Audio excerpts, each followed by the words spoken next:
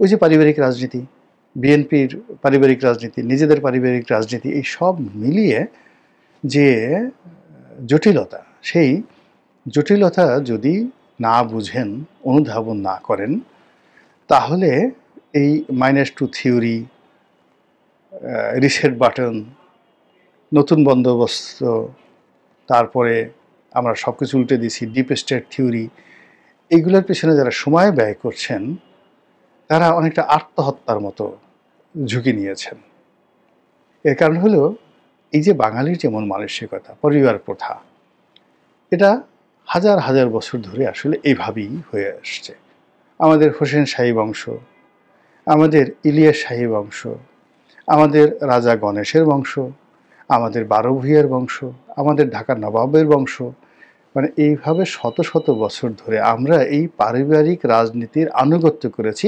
এটা আমাদের রক্তের মধ্যে মিশে আছে, যেটা ইউরোপের মধ্যে নেই, আমেরিকাতে নেই। এর কারণ হলো ওখানের যে মিক্সড ব্লাড এবং তাদের যে ভান্ডাল, ইংরেজিতে একটা শব্দ আছে ভান্ডাল, এই ভান্ডাল সংস্কৃতি, তাদের যে যাযাবর মন মানসিকতা, এই যাযাবর মন মানসিকতার কারণে আপনি গিয়ে দেখুন ইংল্যান্ডের যে যখন রোমানরা ইংল্যান্ড বিজয় করলো, যেমন জুলিয়াস সিজার গল বিজয় করলেন, সে ইংল্যান্ড বিজয় করেনি। এই এত অসভ্য ছিল, ভীষণ রকম অসভ্য।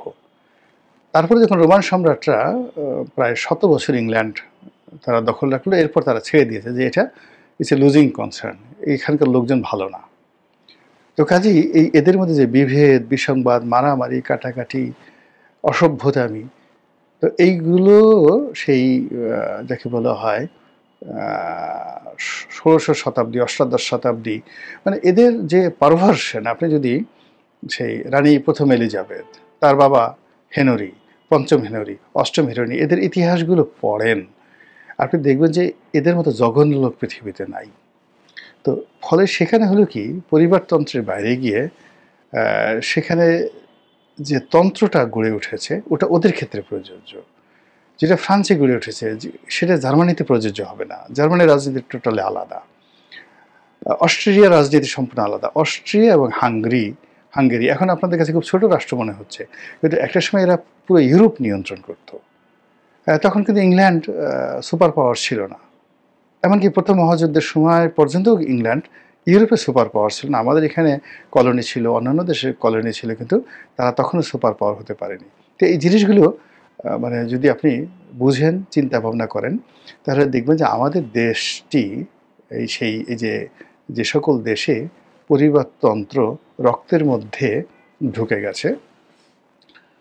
এটা যে থিওরি